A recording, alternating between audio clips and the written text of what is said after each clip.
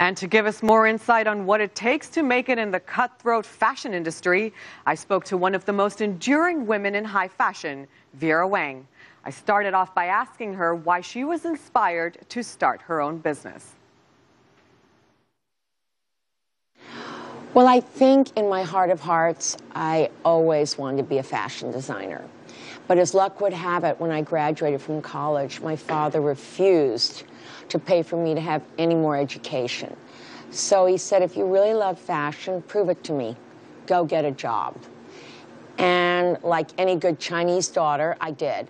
Vogue was my first job, and I was very, very lucky to have a job there. Everything I've learned, and a lot of my training, my eye, my background has come from my years of Vogue. And I think working for Ralph Lauren was a privilege. In all honesty, when you work for a man that's so decisive, so consistent, so brilliant, it's bound to, or hopefully, to influence how you view your own career. And so I was very fortunate to have two really great careers at both of these institutions. You turned what was a single bridal store on Madison Avenue in New York into this billion-dollar lifestyle empire. If you could credit your success to just one thing, what would that be? I would think hard work. Also a very Chinese trait. In all fairness, I was driven by passion. I think whenever I speak to young people, I always try to instigate in them an understanding that if you really feel for something, if you really love something, you're going to succeed far more easily. One of the things that I found extremely fascinating about you is that you in your career have consistently been a risk taker. In fact, I think one of the biggest risks you took was turning the traditional white bridal gown into pink, yellow, green, even black. What drove you to take such risks? Well, I will say I am fairly fearless, although it doesn't come without a price. But creatively, when you work in a certain genre, and I work in ready-to-wear as well as bridal, but I think we're very celebrated, obviously, for the dress for the woman's most important day of her life.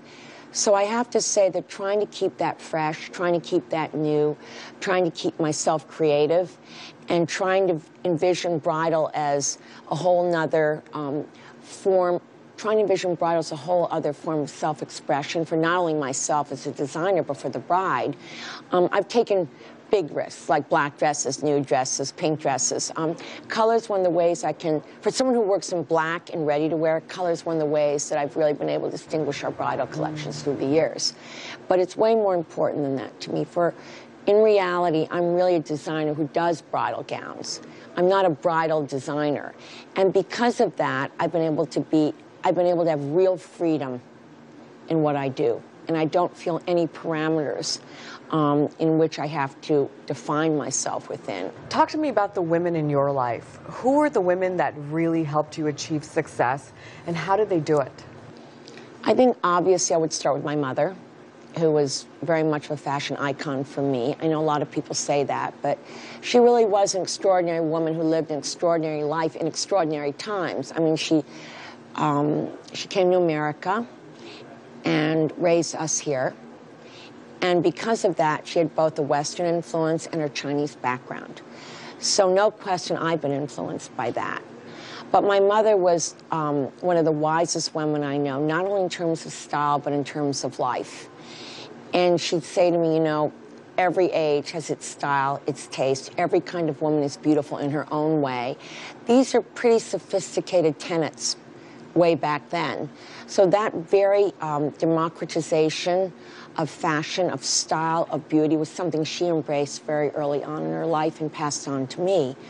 I think some of the other women that have influenced me have certainly been Anna Wintour, to a very great degree, because of her intelligence, her energy, her passion for not only fashion, but for life in general.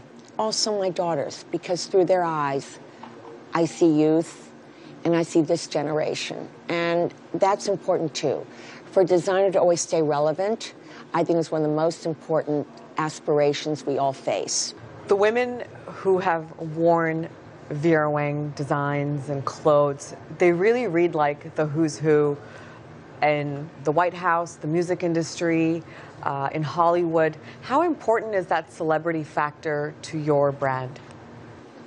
I think the celebrity factor for our brand has been enormous. It did not start out that way, and somehow I fell into that very early on, and from there on in, it sort of blossomed. I've been very, very fortunate to collaborate with some of the most talented women in the world, and for not only weddings, but for their red carpet moments. And I think the ability to have worked with all of these women, each in their own right an artist, has been part of my incredible training. You were born in New York, but your parents were from Shanghai in China. Yes.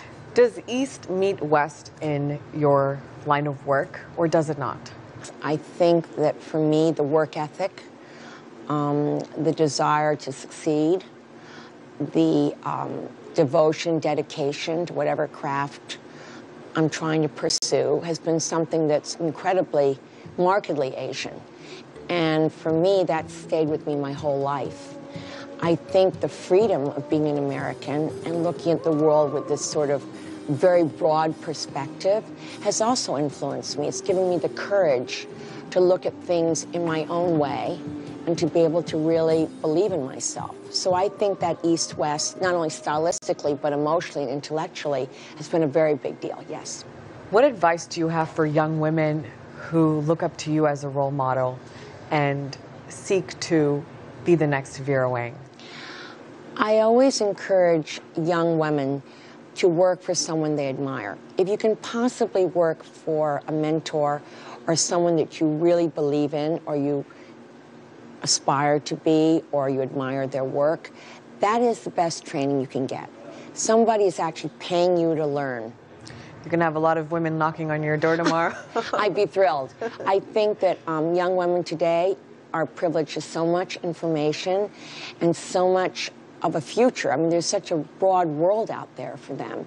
And that didn't really exist for me so many years ago. But now I think the sky's the limit, and perhaps it's the century of women as well.